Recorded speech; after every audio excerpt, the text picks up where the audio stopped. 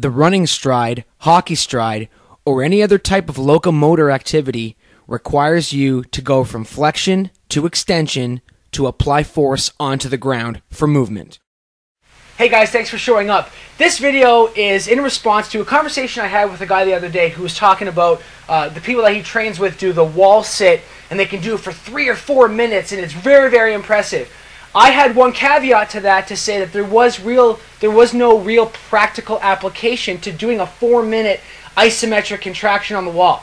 What I mean is, let's explain it. The wall sit requires you to sit at a 90-degree angle with your back flush up against a wall.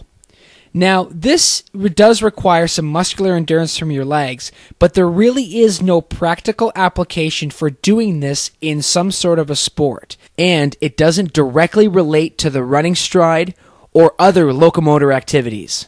Also, your back is supported by the back of the wall, so you're not pressing your whole weight, and your core has that wall to relax on. You're not doing this freeform.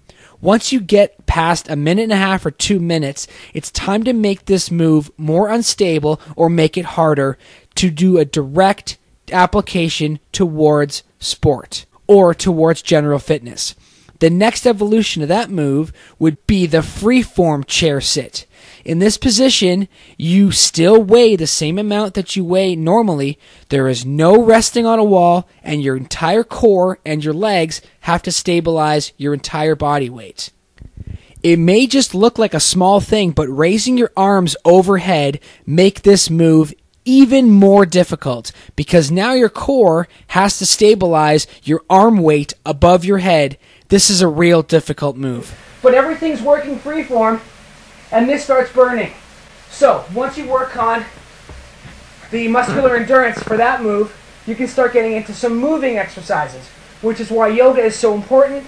We're going to talk about that right now.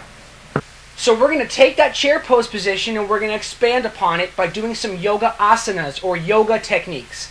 So the traditional yoga starts in the mountain pose. We're just going to start on all fours. Now what you can do is you can come up into downward dog. So your butt's high up in the air,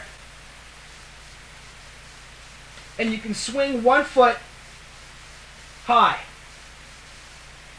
This is working your butt and a single leg balance. Then you're going to swing that foot forward, and you're going to try to position this toe underneath your nose. Some people have limited flexibility that only allows them to get it here.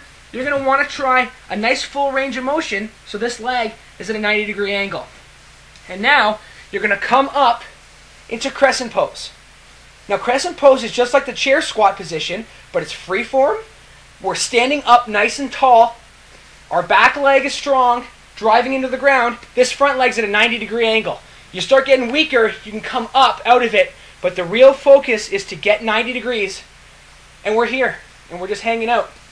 The crescent pose works your body in so many ways. First, your back isn't resting up against a wall like it would on the wall sit.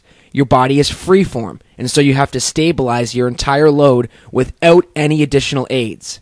Second, each leg is holding an isometric contraction, but at opposite ends of the range of motion. Your front leg is in flexion, your rear leg is driving towards extension. The running stride, hockey stride, or any other type of locomotor activity requires you to go from flexion to extension to apply force onto the ground for movement. Holding this isometric contraction will work the local muscular endurance, but at either ends of the spectrum. By alternating left leg forward, then right leg forward, each leg will get its own work through the range